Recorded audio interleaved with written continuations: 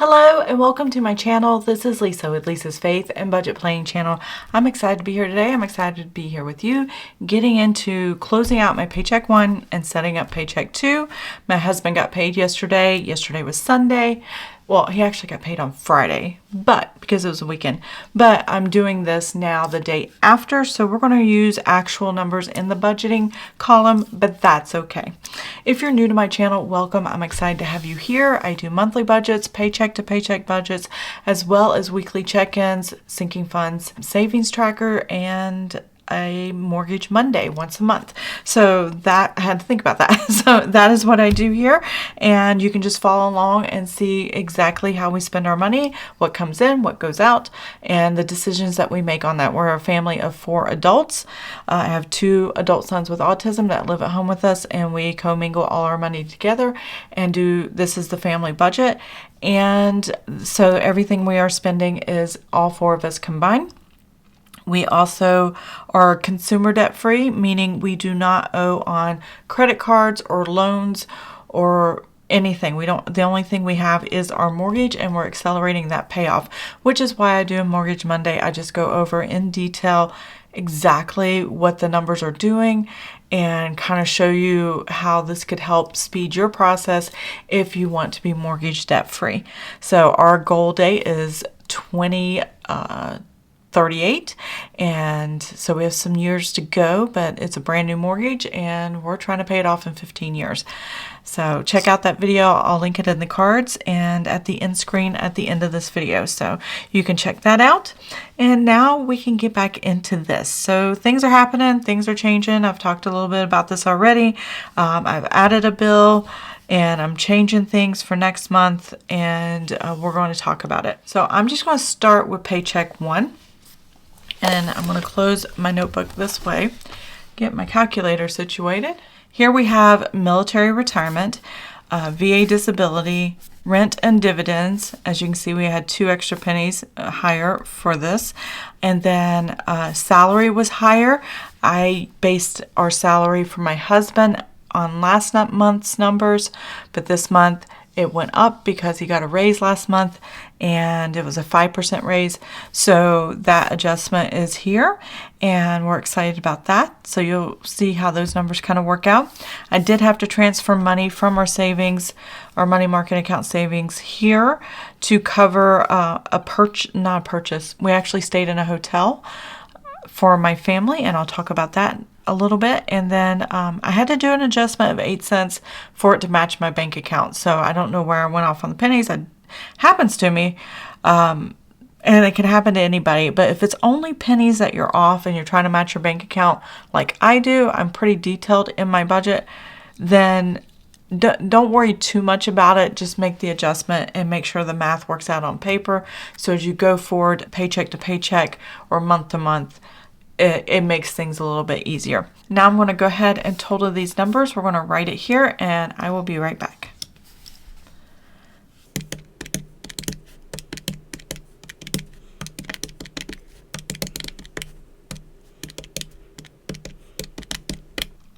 All right, so we're looking at a total with the adjustment of $6,789.61. That was the income for Paycheck 1 with all this combined income streams at one time. So anything that hits the checking account as a deposit, that's what we're dealing with.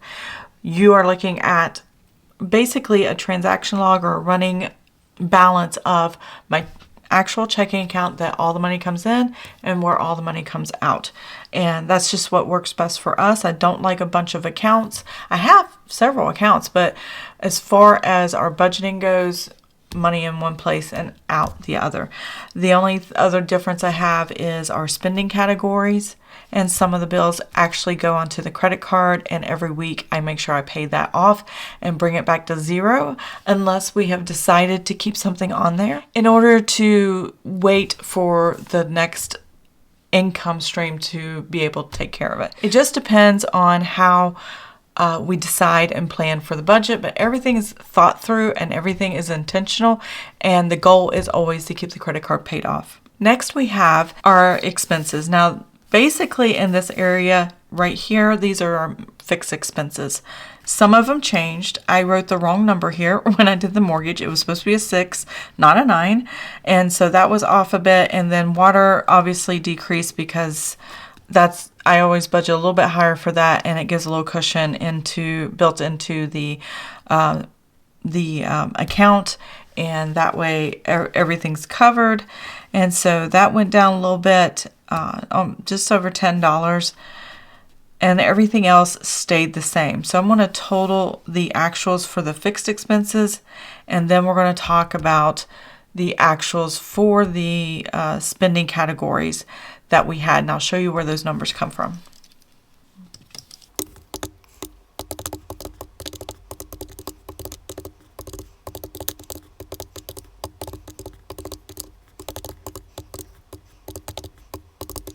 Okay. So what I have here is $4,167.32. That is what we spent in actual fixed bills. This is the first 2 weeks of the month. The first to the 14th, basically all first 14 days. This is what it covered, and everything has been paid. I did add another bill. I do have it over here. It was just because I didn't have the room here. I mean, I could have changed everything, but I've already moved my little sticker down once. I didn't want to do it again. So I just put it over here. It was a conscious decision that we made. Now, sinking funds here, I have $442.17 and $150.68. So what happened here was, in our sinking funds, I knew that Amazon Prime was going to come out. And this is the number I paid last year, and thankfully it didn't go up, so it was the same number I paid this year. And I left that money sitting in the checking account as far as the $150.68. I didn't want to move the sinking fund money over to savings and then move it back to checking in order to pay the credit card, because what I've discovered is I can no longer pay with my savings account to my credit card. I used to be able to. And what I'm talking about is my checking account, my savings account, and my credit card are all one bank, and I can move money within all those accounts very easily and quickly because it's the same bank. It's the same umbrella. So I just, instead of moving my money back and forth, I just left it in checking, and then when it hit the credit card that week, I put it in as a bill, and I just paid the credit card when it came in, along with any spending we had that week. So that worked out pretty good for us, and that's what I did there. I did have to move money from the sinking funds after all to the checking account again. I didn't want to do that, but I did. We did pay for this hotel stay that we had on Labor Day weekend here, the end of August, 1st of September. It was a family reunion and things like that. We had a lot of fun, and I had enough points with my Marriott rewards. I don't have a credit card with them, but I do use their app and rewards app. I get points for every stay that I have, and when it builds up enough, I'll use the points and get 2 nights free.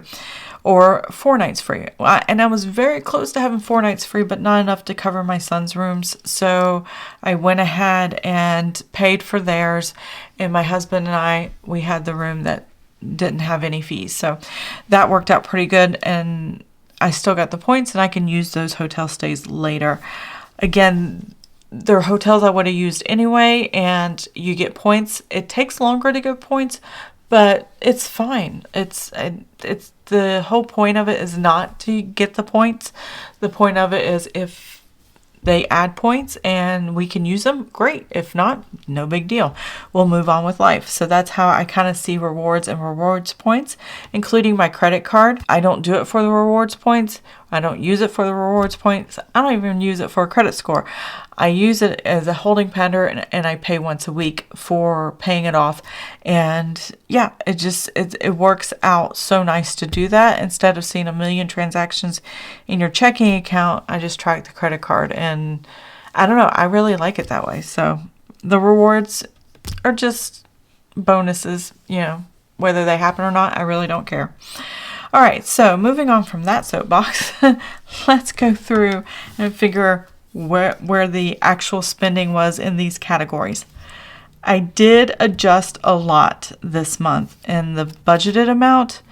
Simply put, this is half of what I planned for the entire month. If you look at my monthly budget, I had planned $1,600 for grocery household, $500 for restaurants, $300 for miscellaneous, $250 for gas, and $150 for copay. And then things happened. My husband got eyeglasses, which was over $150, and I still had prescriptions to get this month, so I had to add money to this one. And then I also increased restaurants because I knew that wasn't going to be enough, and with the extra money here in the salary section, that actually helped with that. And so we had a little extra money for the month because of the raise and because of the budget itself. I can increase in certain areas. So I'm just going to put the actuals, and that's the total we're going to work with.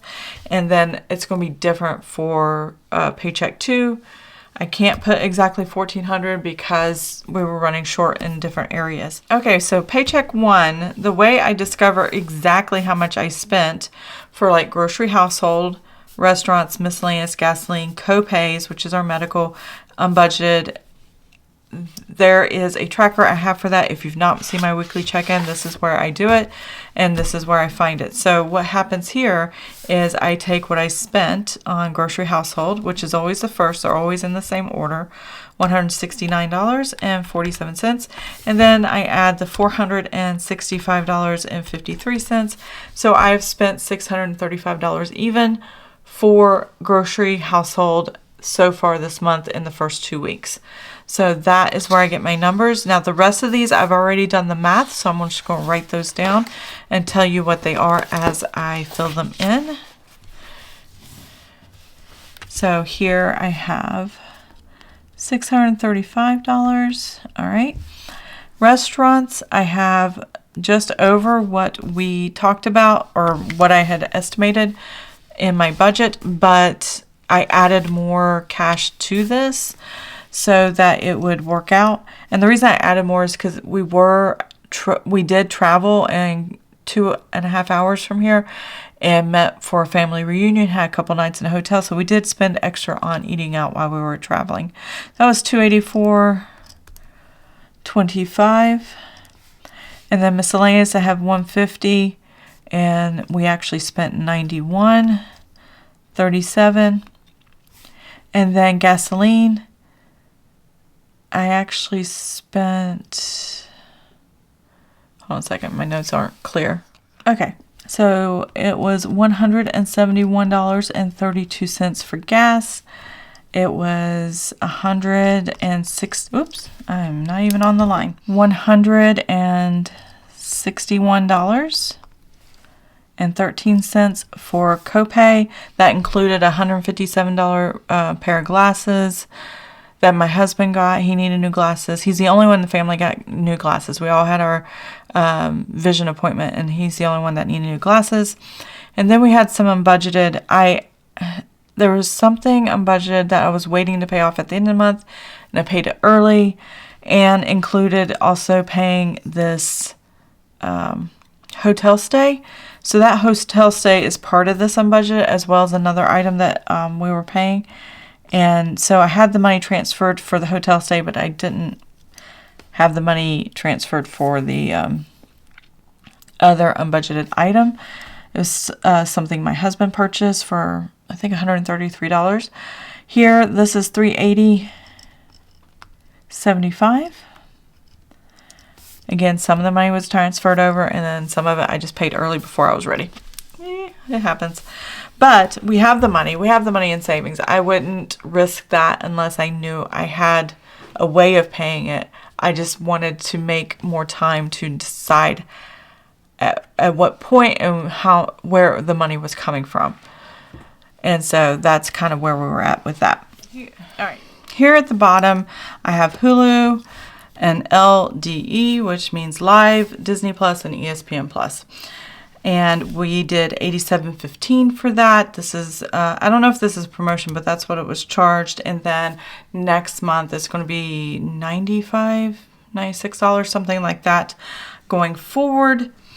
I think because October 17th is new prices, so the price hike kind of happened right after I signed up. So I only got 1 month of the old pricing, which is fine. So anyways, overall, I think it went up less than $10 compared to what I paid. Might be different for you guys, but I decided to do this. I was testing out Hulu and see if I liked it. The live, if I like that, and of course I love Disney Plus, and my husband loves sports, so having ESPN Plus, he can get games that sometimes are aired there and not other places and things like that. So I thought this was a good deal, and it gave us extras that we didn't have compared to just the Spectrum, which was $174, which was about to go up even higher because whatever promotions I had here were going away, and it didn't have Disney Plus or any sports packages or anything. It had sports, but it didn't have. It just had the local channels, Fox and ESPN2. That's it. So that's what that was all about. This one has a lot more sports and all the things, so we're excited about that. This didn't get to go up because I discontinued the old promotions, and I'm just paying regular price for it. $100 seems $20 to $30 higher than wherever I would pay for internet before. So I'm a little concerned about that, but we're going to keep it this year. I'm actually only paying $30 more a month compared to what I would have been paying here. And that means it's almost $10 for the live, not the live, the Hulu. The live is actually $60, I think, $60 or $70. But it would have been $10 for Hulu, just the streaming service, and Disney Plus, $10, and ESPN Plus, $10. That's kind of how the money broke down for me as far as these streaming services. Now, I do have Amazon Prime, and there's a lot I watch on there when I do watch, and they have live programming and Freevee and all that stuff, so you don't have to pay extra or anything. But yeah, when it comes to streaming and cable and content and all that stuff, you have to sit down and go, are you using it? Is it worth the money you're spending on compared to others? And is the family using it? Like, if there's more than a couple of you, is the whole family using it and worth all of that? So those are things you kind of have to think of when you're doing this, and I definitely think this was worth it. So let's go ahead and total these numbers, and I will be right back.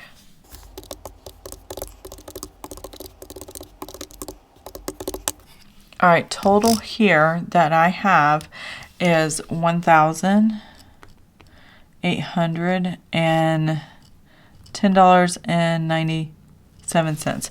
So that's $410.97 higher, and that had a lot to do with increasing the different budgets, traveling a little bit, spending unbudgeted that had to be transferred from savings, as we put up here.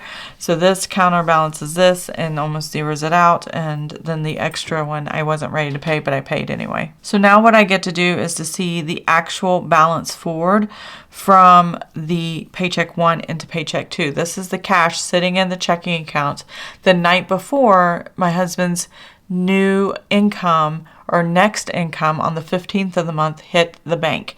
And that is what we're looking for here, so that we can stay in rhythm and have the same numbers as the bank account. So we have $6,789.61 minus the $4,167.32 and minus the $1,810.97.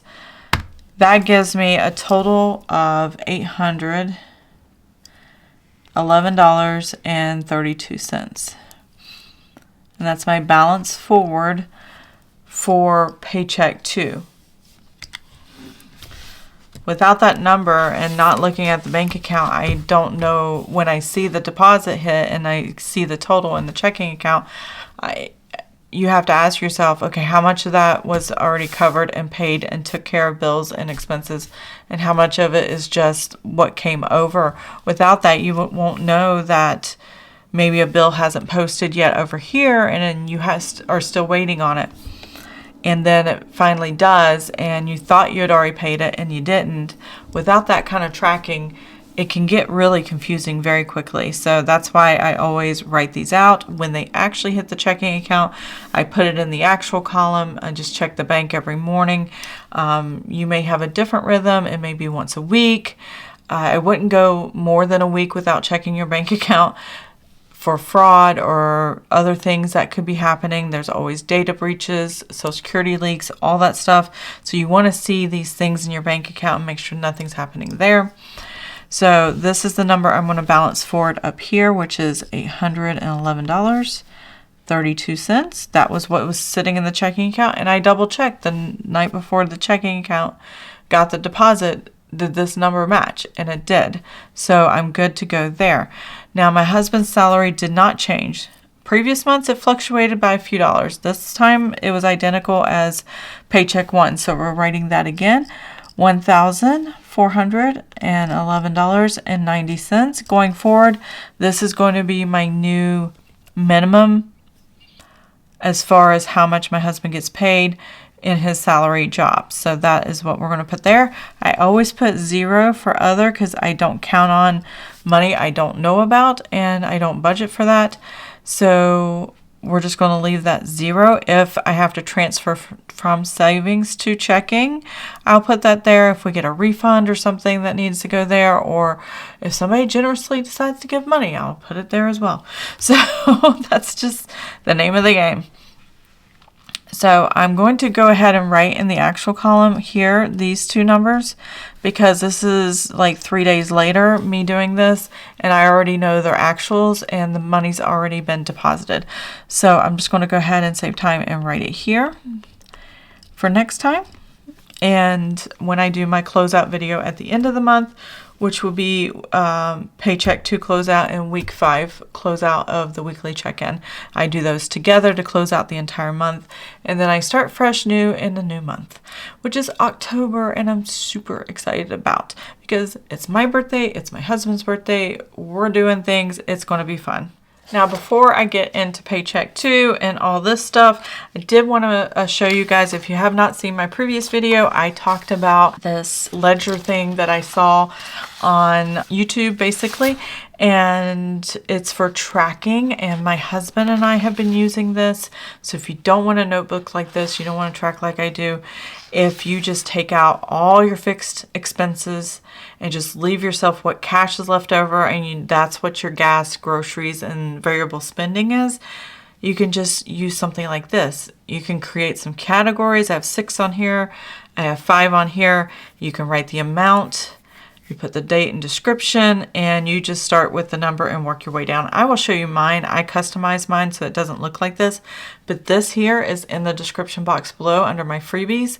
I think I have 4 freebies. I have an actual budget bundle, which is like 11 pages. Basically, they say budget at the top, or Paycheck 1 through 5, or just different things, mirroring what I do in my videos here in my notebook for budgeting. The exact same thing, just put out on paper so you can go along with me, and they're free printables.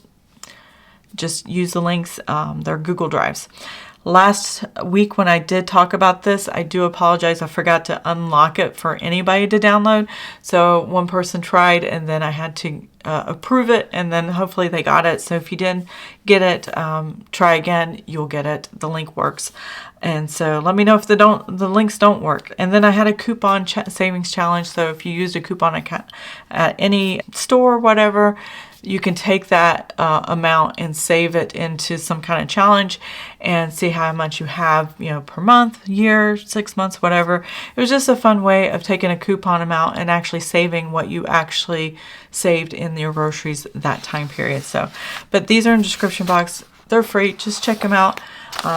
This is what mine looks like. I said I customized mine, so I actually have my titles here. But I just started with the amount, and every time I subtracted something, it lowered the balance. This is actual cash in the actual checking account. This is the start where this 1400, this number here, this is where I got those numbers, and I went down, and it's 2 or 3 pages now, but every time I did, I subtracted down, and this has been working for my husband. He does not like to budget. It sits next to the end table where he sits. On a clipboard, I put a sticky note or receipts right there, and he just tracks them along with me and writes them down. It's a game changer for the two of us because he never knows how much money we have. He doesn't know what he can spend, can or can't spend, so he never spends. It's working great for us, and hopefully it works out for you guys. All right, Paycheck 2, here we go. So we know what we have deposited. We're going to go ahead and start with the budget, and then at the end of the month we'll do the actuals. So $811.32 plus the $1,411.90, and that gives me $2,223.22. That's a lot of twos. All right, now we're going to set up the bill part of this. First expense that we have here is our AT&T bill, $285.73. That is what we have for 2 phones. We have 4 phones on there, and then 2 of them we're paying a lease on. That is our only debt. I mean, I do agree it's a debt, but it's like a debt that we have the money to pay off, so I don't really count it. I keep paying on a lease instead of paying it off because that is cheaper than paying it off. That's all. All right. The life insurance one is for me, my husband, and one of my sons. And that's $87.56. He stays on it until he's 25. He just turned 20, so he still has a few years with us. Our other son turned 25, and that was dropped off of that policy, and I got him one, and it's $33.16. I got him a really good policy, so that's the price for that. Apple.com, this is my storage for my phone as I add videos of my favorite little ones. And I don't have any grandbabies, but I do have families, and they have little ones ranging from 5 months old to 5 years old, and I just love all the pictures, so I keep a lot of video and pictures on my phone, as well as when my kids were young. So yeah. USCCA is my husband's, so that's $39.17. Electric this month was $160.31. We didn't use the air conditioning as much, so that's good. And then Vivint is our home security system. This is just for the service. We own the equipment, so $65.82. And then tithe for our church, $168.18 is the salary tithing. And that is that. So I'm going to go ahead and put that there. So now I'm going to move over here and just write down exactly what was in the budget for the rest of the spending categories. So if we look back here, let's see what the difference is between $635 plus, my number is $875 for grocery household. So this was my new number. I had to lower this in order to cover some of the other spending in the rest of the month and make it match. I think we can get away with $1,500. Many months I only do between $1,300 and $1,400, but I like having it set at $1,600 a month as a cushion to kind of cover everything. So we'll just have to wait and see how that works out. But I'm going to go ahead and write these numbers down. I just wanted to double check that before I went any further. So we're planning on $875 here. Then we have restaurants for $315.75. Now this is going to be a 5-week month for us. We've already done 2 weeks, and so week 3, 4, and 5 are this paycheck period as far as spending categories and weekly check-ins. Miscellaneous, I dropped down to $57, and I think I realized today that it went over $57. So we're going to have to cover that somehow. And then gas is at $78.68. You'll see in the weekly check-in what I'm talking about, miscellaneous. So coming up, copay, we have $53.82. That included a $25 like doctor's visit and prescriptions and things like that. So that happened.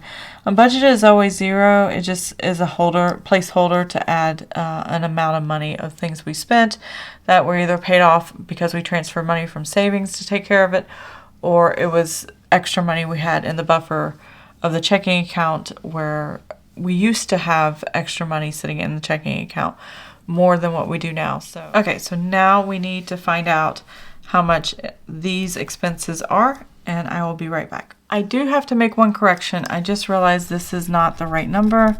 I think this is what we paid last month, and then it dropped to 41. So I want to go ahead and get that since I already know that number. So now I can move back into totaling up these expenses.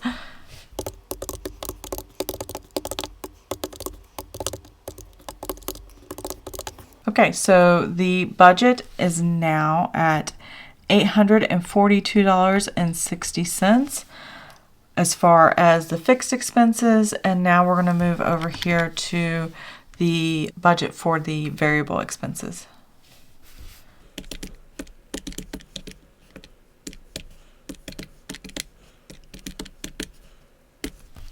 So I have $1,380.25, and as you can see, normally I would have $1,400 here, but as you can see, this is pretty close to $1,400, so I didn't really lose a lot as far as variable spending money. I had to adjust it just a little bit less and then manipulate these numbers here to kind of fit and make sure I didn't go negative for the month. So that's kind of what I was aiming for there. So this is the estimated, I think I'm going to call it estimated balance forward. I usually budgeted balance forward, which is BBF. I'm going to try EBF and see if I like that better. Estimated balance forward, either to savings at the end of the month or just keep into checking as the buffer. So that's what I mean by when I talk about balance forward. The money's got to be claimed somewhere. So you either claim it in one direction or another. And when you give it a name, when you actually name it, you're less likely to spend it on random and impulse things. So that's what I like doing about this. So we have $2,223.22 minus the $842.60 and the $1,380.25. That leaves me 37 cents left over. To be honest, I would just leave that in a checking account. As long as I don't go over this number as a whole for all these categories for the next 3 weeks, then we are good. And actually, we're doing this on the 16th, and is it 3 weeks? I think it's 2 and a partial. Let me check. And so here's the 16th. Here's a sneak peek of some of the spending coming up. So 1, 2 plus 2 days. So 14, 15, 16 days left. That's what we're working with. 2 weeks and a couple of days, because I've already gone through and done this, and I know how much has already been spent. So, well, actually, it'll start here. It would be 1, 2, and then 3. So, yeah, it's still 3 weeks left. But I'm in the middle of that second week. So, there you go. Anyway, here is my Paycheck 1, and here Closeout, and here is Paycheck 2 set up. We are done and ready for Paycheck 2 now. I know the numbers. I have my marching orders on how much I can spend and not much left over. So to keep a close eye on these categories and try not to go negative too much or at all, which we already have in one category, but I think we can cover. It's like $30. So it's going to come from somewhere, and hopefully it's going to be okay. I had to get it in miscellaneous, so that's where we went over, and I had dropped miscellaneous quite a bit, so that's the frustrating part, is I didn't want to spend more miscellaneous, but it kind of had to be spent, so we'll see. So I hope you enjoyed this video. If you did, please give it a thumbs up. If you want to see more of my videos, please subscribe to the channel, and I'll see you guys next time. Have an amazing and blessed day. Bye.